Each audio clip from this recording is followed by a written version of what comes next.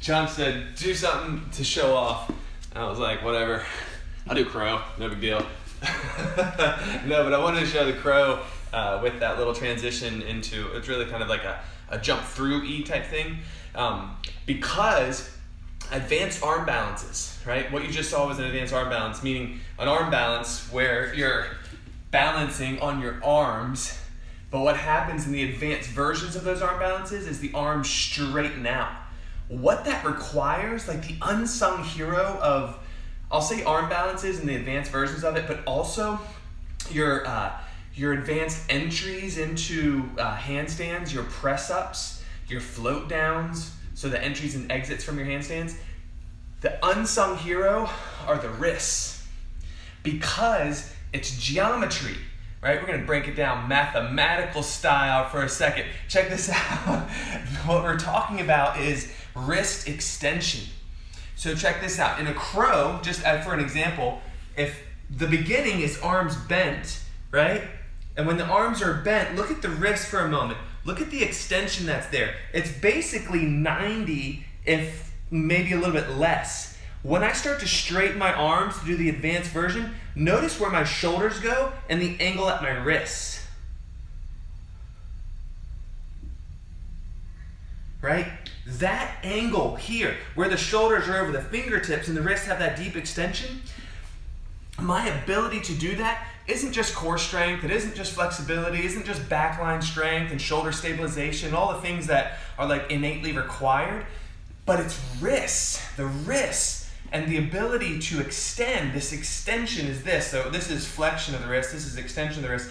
If you have some type of range of motion limitation or some injury, you may have the strength, you may have the flexibility, you may have all of the necessary requirements to do it, but if you just simply don't have wrist extension, the amount of the angle required to go into those advanced things, then you may not be able to get into it. When John and I first started practicing, I guess it wasn't like when we first started, because we were doing stuff in martial arts and like doing like, like walking on our hands and stuff. But as we started getting into yoga and like the deeper aspects and really wanting to push ourselves physically to try to do all these advanced postures, the very first thing that would get injured were our wrists. And then we'd have to heal from it for the next couple months. They would heal and then we'd go back to it. First thing that would get injured is the wrist again. And so what's so interesting to us is then we were dealing with that yo-yo of like progressing, wrist would get injured and we'd have to take a break. Progressing, wrist would get injured and we'd have to take a break. We did that for about a year and then we're like, you know what? Maybe there's something we can do for our wrists that would actually help them get more range of motion, more flexibility, and become less susceptible to injury.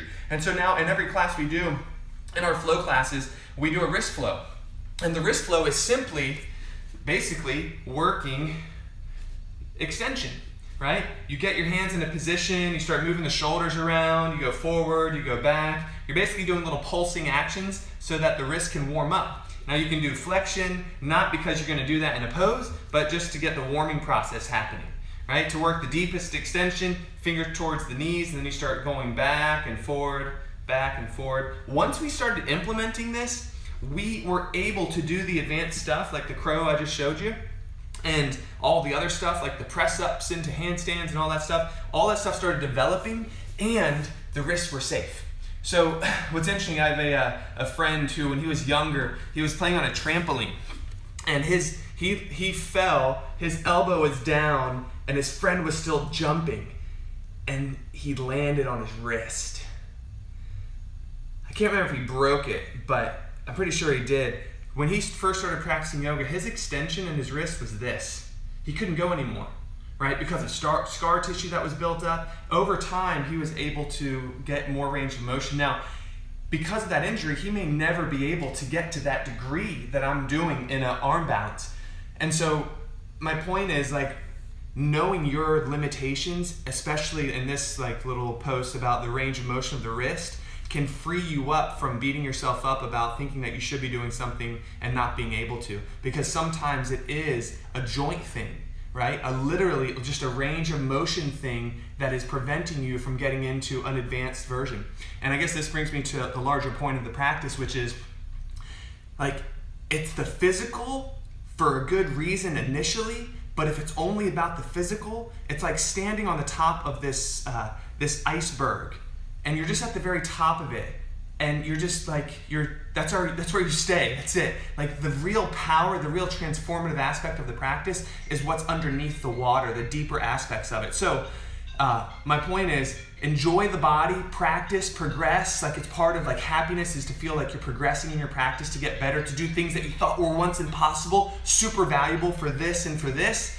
But most importantly, as you get into it, don't lose yourself in the physical aspect of it. Like do it because we have bodies. We're made to move. We're made to continue to keep our bodies flexible and strong and supple, range of motion, core strength, mobility, all that stuff's so important. It's why the practice is so good.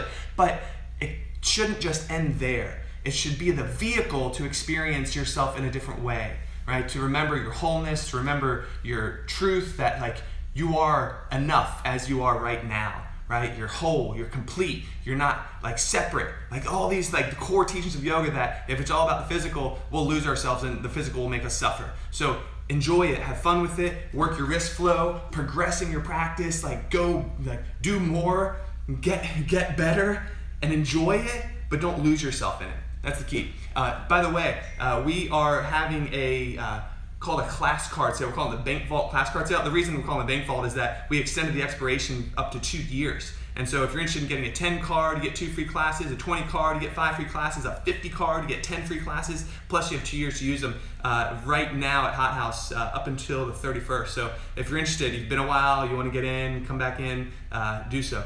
And we'll see you then. Peace, everybody.